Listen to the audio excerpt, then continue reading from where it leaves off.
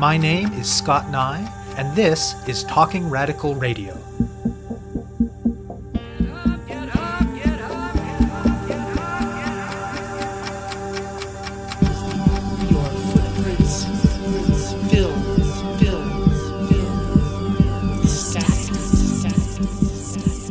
Hello and welcome to Talking Radical Radio, where we bring you grassroots voices from across Canada. We give you the chance to hear many different people who are facing many different struggles, talk about what they're doing, how they're doing it, and why they're doing it, in the belief that such listening is a crucial step in strengthening all of our efforts to change the world. On this week's show, I'll be speaking with Karen Cocq. Even before the release of the photos of Prime Minister Justin Trudeau in blackface, racism was already powerfully present in the current federal election campaign. And to many people, though the photos may have been an unexpected development, this larger reality has come as no surprise. Things have, after all, been getting just generally worse in recent years, globally and in Canada. That's true on a lot of axes, think growing precarity and economic inequality plus the climate crisis, but that prominently includes a resurgence of overt racism. Hate crimes are on the rise, there's a proliferation and growing normalization of street-level far-right white supremacist groups, hostility towards and scapegoating of migrants is becoming ever more present in mainstream political discourse. We've seen things like the use of the notwithstanding clause to pass the racist Bill 21 in Quebec. And of course, this federal election includes a far-right party with an overtly anti-immigrant platform being treated by mainstream institutions as a legitimate contender through things like its inclusion in national leaders' debates. And all of that is in the context of the settler colonialism, white supremacy, and anti-blackness that have always been structurally part of the Canadian state and society. Theft of land, labor, and lives, and racialized exclusion and exploitation are how this country was built. So no, lots of people are not surprised to see racism as a prominent feature in this election. And a year ago, a number of groups and organizations from across Canada that are comprised of or organized with migrant workers, refugees, and immigrants came together to do something about it. They were all well aware that in many parts of the world, right-wing parties are coming to power by strategically inflaming racism and anti-immigrant sentiments. They wanted to challenge both the racism and xenophobia in their own right and the ways that they're used to divide communities, organizations, and movements. To that end, the Migrant Rights Network was founded in December 2018. The group's strategy before the election was twofold. One element was to take up public space, to make it broadly visible that there are groups and communities and individuals across the country who are willing to challenge the growing racism and xenophobia. To do that, they planned a number of days of action. On the International Day for the Elimination of Racial Discrimination in March, on May Day, on Domestic Workers' Day, which also falls on Father's Day in June, and on Labor Day at the beginning of September. On these days, member groups of the network and people who responded to their call-out engaged in a mixture of organizing their own public events with having an organized and visibly anti-racist presence at larger events. Their other pre-election strategy was popular education. Over 4 months, they used a series of in-person events and webinars to train more than 500 people. Each of those people were then equipped to go back to their own communities, workplaces, unions, and grassroots groups and lead their own workshops to give people tools to challenge xenophobia and racism. In so doing, their goal was to create a base of people with the confidence and the skills to intervene in anti-racist ways in these difficult conversations over dinner tables, around water coolers, at public events, and so on. The network launched their election period campaign as part of their day of action on Labor Day. They've been calling on people to sign an online pledge to speak up against racism and xenophobia over the course of the election. Everyone who signs up will be sent regular emails that they're calling election reality checks, which contain facts, ideas, and talking points related to the latest manifestations of racism in the election campaign. Karen Cocq has a long history of doing grassroots community organizing and policy work connected to both immigration and workers, and she's been doing popular education and communications with the Migrant Rights Network. I speak with her about racism and xenophobia in Canada, both in general and in the context of the federal election, and about what the Migrant Rights Network is doing to counter them. My name is Karen Cocq. I currently live in Ottawa on unceded and unsurrendered Algonquin territory. I work with the Migrant Rights Network, helping with the popular education and communication strategies. My family came to Canada just before I was born. I'm the only one in my family that was born here in Canada. My family came from Chile as a result of the political coup that was sponsored by the US and other imperial forces in the early 70s. And that experience of immigration really shaped our family and us as individuals and shaped my experience. So while I didn't have to experience the uprooting that my siblings and that my parents had to experience, the experience of migrating and of trying to build a new home and find a place here in this country, I think very deeply impacted me as a child growing up, and that feeling of otherness that always followed me around. And I've done a lot of grassroots organizing and community organizing that has led me to the work that I do now. So I do a lot of work supporting a lot of organizing amongst precariously employed workers and a lot of work around the intersections of immigration and labor and immigration and work. And so the natural confluence of those two things has now come out in the work with the Migrant Rights Network, which is really trying to connect the issues and the analysis around questions of immigration and migrant labor with questions of racism, with questions of decent work, and with questions of the kinds of society that we want to build here.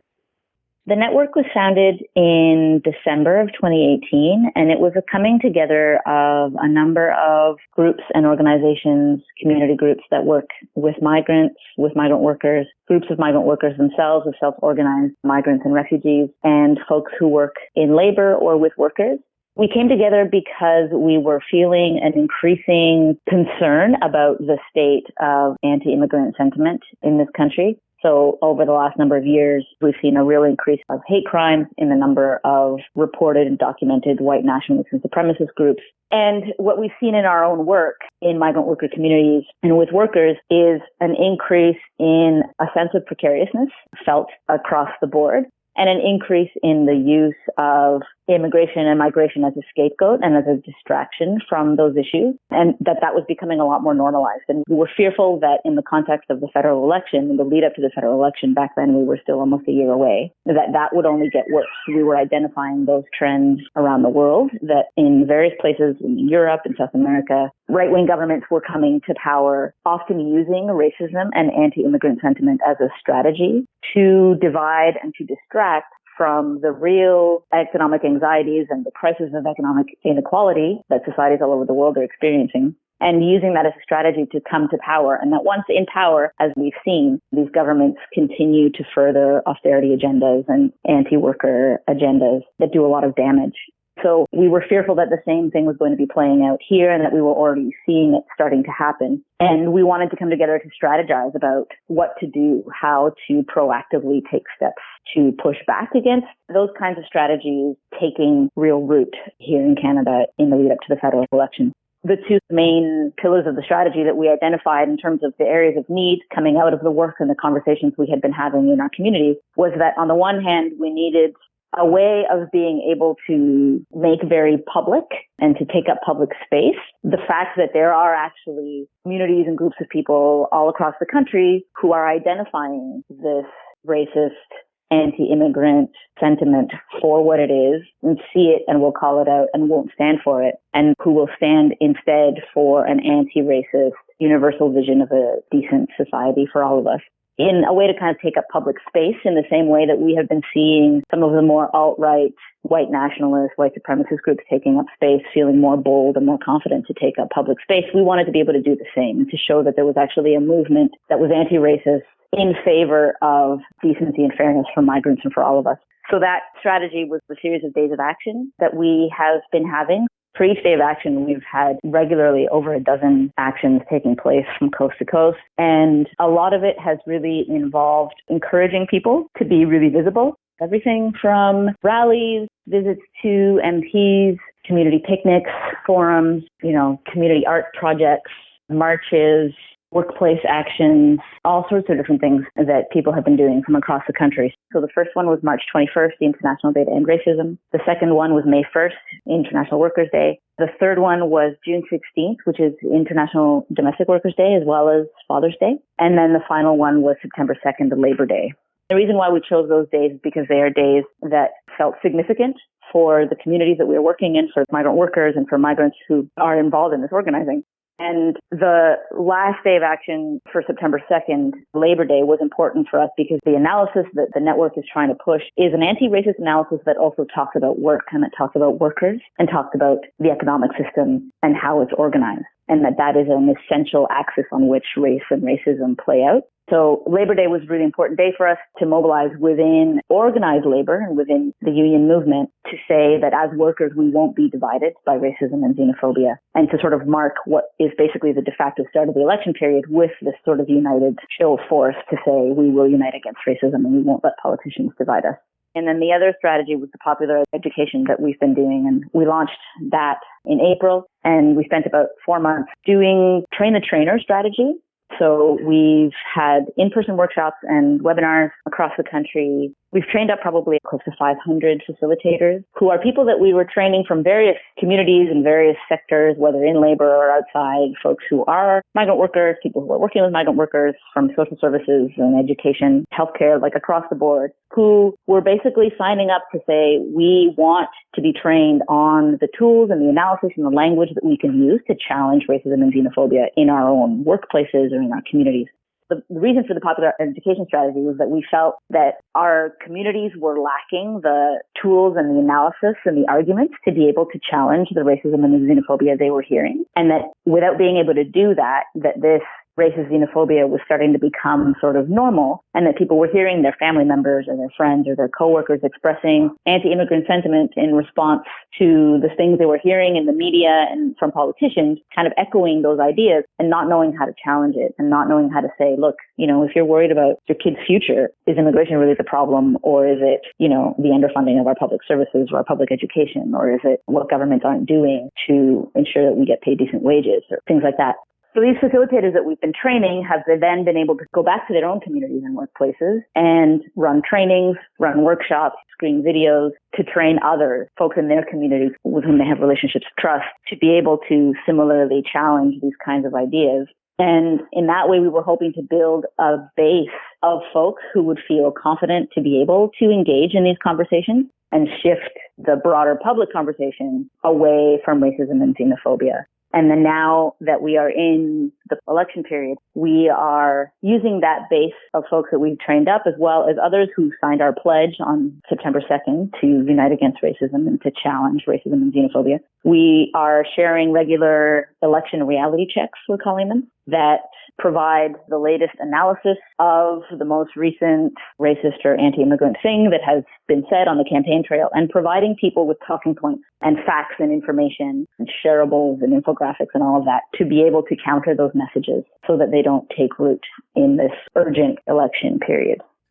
So it sounds like an important part of the context for the network coming together was those various changes for the worse that you mentioned in Canadian society and globally. But put those changes in the longer-term context and draw out the ways in which there is something new about the current moment, but also how it's very much connected to long, deep histories of racism and xenophobia in this country. I think really that's what informed the creation of the network and the kinds of ideas and information we wanted to put out there, was to sort of say, we're in this moment where people are talking a lot about alt-right organizing and are talking a lot about, white supremacist, white nationalist, neo-Nazi groups. And there's been a real increase in those groups recently in Canada and around the world. And we can talk about that in a way that exceptionalizes it. And really, those are just extreme and recent manifestations of, like you said, systemic problems and processes that have been going on for a long time, right? So that we've been wanting to draw those connections. And we can point to the Seasonal Agricultural Workers Program, for example, that is over 50 years old. And that was designed precisely to ensure that there was an ample pool of labor that Canadian employers would have access to, who in turn would not have access to some of the basic rights and basic services that other residents in this country have. And it's designed to be that way, right? The system is designed to force people to make the difficult decision to have to cross on foot in dangerous conditions. We've heard about people crossing from the U.S. in the winter across the border through Manitoba who were losing fingers and things. And that these are not exceptional situations. These are decisions. These are realities that are produced by design. by policymaking now, and that build on a long history of exclusion and racism. So, the Chinese Exclusion Act in Canada was one of the first examples of how immigration policy was in fact designed precisely to be exclusionary, to be racist, to exclude or to strip of basic rights and decency and humanity certain kinds of people, and yet extract labor from them to grow the settler colony here in Canada. That dates way back to the very beginning of things and the very beginning of the immigration system. We're trying to show, by drawing on some of those historic examples, to say that racism, the theft of Indigenous lands, exclusion, exploitation through extraction of resources or land or labor are fundamental in the bedrock of the building of the country. That's how this country was built. And so the current manifestations that we see today, all those things really are the products of these long histories of how exclusion and division and inequality was really fundamentally built into the building of the Canadian nation state. And so in that way, we are trying to give folks tools so that when someone hears about something that's happening right now, to give people sort of longer axes to be able to cut through that noise, to be able to say, is this really a problem that we're just dealing with right now? Or is this a problem that we're dealing with because it was intended to be this way? The system was designed to produce these kinds of inequalities and to produce this kind of suffering. And how do we point to those who are really responsible? So when people are concerned about, we've been hearing, for example, lately, these rumors that the shelters in Toronto, for example, are all full because refugees are using up all the beds, right? And so we can point factually to how that's actually incorrect. That's not true. That's not happening. But we can also give people the tools to be able to say, so what we're talking about here is we feel pressure on services, basic things that we feel like are important for leading healthy and dignified lives. We feel like they are under attack. We feel like there is not enough to go around. We are told there's not enough to go around. And so we are turning on each other and fighting amongst ourselves for scrap. But what is the reason why the shelter system is really stretched? It's because it's been underfunded. What is the reason that there are so many people who are in need of emergency shelter? It's because we don't have a reasonable strategy for affordable housing, either in Ontario or in Canada. So to be able to give people tools to be able to look at the bigger picture and be able to punch up and say, well, what's actually really responsible for the crises and the problems and the inequalities that we're dealing with? Who's really responsible? And what are structural and systemic solutions to be able to fix those problems? What's it been like to do this work on a national scale? And I mean that both in terms of the basic logistics of organizing across a country this big, and in terms of being responsive to the vast differences in local political context. We are blessed that being a network, a sort of loose network of a number of different organizations and groups that came together from across the country and that are connected to very different networks, we have a very wide reach just through the relationships that exist through the network. So, we have a wide reach in migrant worker organizing across a number of different communities where migrant worker organizing looks very different depending on the industries and the local context. We have allies and people in the trade union movement that are actively involved in the network and disseminating this work and building relationships within the union movement around this work. Folks who are working across a number of different sectors with workers in, various professions or sectors like healthcare. We are lucky in the sense that we have all of these many networks to tap into, and people have stepped up to organize trainings at their union locals or at their local provincial federations of labor or in their communities with their community groups from all over the place. And so we've managed to get a very interesting and diverse range of folks who have been involved in the campaign's work. We've done a number of webinars as well, which helps us reach a lot of people. Where we can't physically set up trainings in person, we can get people to hop on these webinars. The more strategic question around how to make the work relevant and adapted to the local context is, in a way, what informed the whole rationale behind the train the trainer strategy. So, I live in Ottawa. I grew up in Ontario. I don't really have anything to say to farming communities in Saskatchewan, for example, about the specific ways in which migrant worker issues and immigration questions play out in their communities, in farming communities in rural areas. But people who are farmers, who do live in those communities, who are grappling with these issues, who have been part of our training, absolutely can turn around and adapt that conversation and that work to the local context and know what are the issues that are going to be particularly salient for their friends and family or for the members of their National Farmers Union local, let's say.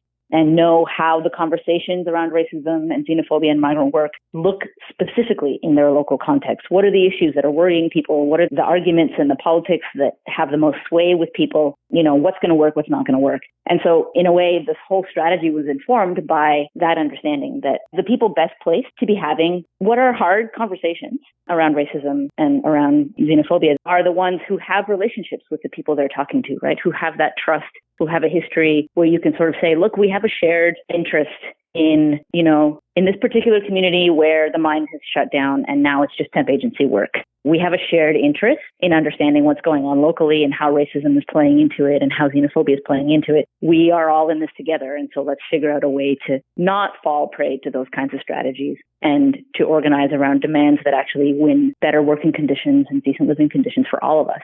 So that's what has allowed people to take what they can from our training and what makes sense and translate it into the local context in a way that will engage people and really reach people where they're at. Connect what you've been hearing in these conversations you've been having across the country to that work of providing people with tools to counter the idea that migrants and racialized people are a problem and direct attention to the role of elites and capitalists and oppressive systems.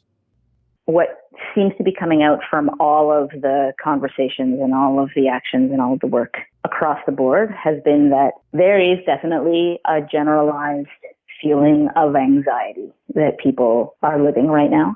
Economic anxiety, climate anxiety that is making people feel not secure. They feel anxious about being able to retire, or they feel anxious about paying the bills, or they feel anxious about their kids getting ahead, or they feel anxious about the world their kids are going to inherit. And the other thing I think that has come out is this sort of feeling of scarcity that people have. The many different ways in which migration and migrant work is being connected to the jobs question. That looks different in different communities, but it always comes back to, we don't have enough good jobs in our community and there are migrant workers working in the fish plant or something, as an example. Or, we have a housing crisis and yet we have all of these refugees who are getting all of these public subsidies from the government. It really echoes the things that we've been hearing from politicians over the last little while, talking about how there's a crisis in the immigration system or that refugees are to blame for, the fact that there isn't enough housing or these sorts of things. Another one that we've been hearing a lot is people who actually think and have been hearing what they read in the news leads them to believe that the temporary foreign worker program is very exploitative and that therefore we should be shutting it down. So those kinds of things are things that we're trying to engage with in terms of being able to recognize that the anxieties that people are feeling are very real and we are all feeling them. So to be able to listen to that and then to be able to figure out what is really the issue that's going on here. What's the real anxiety? Is it really that somebody thinks that the problem is immigrants, or is it that people feel anxious that there's just not enough to go around? How do we talk about that in a way that gives people the tools to be able to say, oh yeah, actually we have a whole bunch of people that we can hold responsible who are actually responsible for these problems. And we have the ability to be able to hold them to account for the decisions that they've made or for the money that they've made by putting us in the situations that are making us lose sleep at night. Those are some of the common things, and they really reflect the kinds of stuff that we're hearing from politicians, which is why for us it was so important to engage with the federal election. And that's the reason why the election reality checks are so important right now, because we want to be able to address those issues as they come up immediately so that we can continue to help direct people's frustration to the right places. We're looking for system change to deal with the fact that racism actually is deeply embedded in the way our society is organized. So to try and provide that analysis in a very quick way to people so that we don't get distracted by the conversation that politicians are having in the media, and we can continue to press them on the real questions and the real issues. What would you say to challenge folks grounded in other movements in terms of talking differently, acting differently when it comes to issues of racism and xenophobia? We've seen a lot of interest from allied movements, in climate justice organizing, in the labor movement and others, folks who have come to us saying, we are allies in this work and we are obviously on board, but we don't actually think that we're doing enough to really be able to challenge racism within our own spaces, to be able to advance our movement in sync with and in step with anti-racist demands, fundamentally incorporating anti-racist demands rather than undermining them. being able to arm our activists and our organizers with the language and the analysis to be able to bring that educational work in their communities or at the doorstep or with their membership to be able to bring us all a little bit further along. There's been a lot of interest in doing that because I think that what people are seeing is that things have gotten so bad, and I think people feel like the crisis of inequality and the climate crisis is so acute right now. Seeing how if we don't organize our movements and our demands with a broad vision for anti-racism that is founded on migrant justice and on Indigenous sovereignty and gender justice, then we're actually limiting our capacity in our separate various movements to be able to actually achieve our goals. So I think people are realizing, because of the context and how bad it's gotten, that we are being divided around these questions and that it limits our ability to win and to be successful, no matter what the issue is. That to me is very encouraging because I think that it means that there's a lot of potential to move the sort of collective conversation in a number of different movements forward and together. And I think that in that way, the moment and the strategy that we're using is really effective to say, look, whatever it is that you're working on or whatever it is issue that you care about, if we let this go on, if we let this kind of right-wing ideology take hold that uses racism as a strategy to divide us, we will all lose. So that we just kind of recognize that we have collective skin in the game. So it's not just anti-racism because that's the nice way to be, but anti-racism because strategically, if we don't fight racism and xenophobia, we will all lose in our various struggles and demands for change. We are stronger strategically if we unite around anti-racist, migrant justice-focused demands that really center Indigenous sovereignty. That's an actual tool in our arsenal, and it makes us strategically stronger and more capable of being able to win, whether it's around, childcare or pipelines. So there's a lot of potential there, and I think that more and more folks are realizing that, and I'm finding a lot of hope in that. The only other thing I would say maybe is to just direct everybody to go to migrantrights.ca, where people can sign our pledge and then get our election reality check updates. The more we have people having these conversations in their workplaces and in their communities, the more impact it's going to have in really changing the public conversation in this election period. And so we need people as much as possible to go sign themselves up, to tell all their friends and family members and coworkers to sign up, to take the pledge, so that we can be delivering the tools that people need to be able to be doing this work wherever they're located. You have been listening to my interview with Karen Cocq of the Migrant Rights Network. To learn more about their work and to sign up to receive their election reality check emails, go to migrantrights.ca. To find out more about Talking Radical Radio, the guests, the theme music, and the ways that you can listen, go to talkingradical.ca and click on the link for the radio show. On the site, you can sign up for email updates or follow us on Facebook, Twitter, iTunes, SoundCloud, and other platforms. I'm Scott Neigh, a writer and media producer based in Hamilton, Ontario, and the author of 2 books of Canadian history told through the stories of activists, published by Fernwood Publishing. Thank you very much for listening, and I hope you tune in again next week.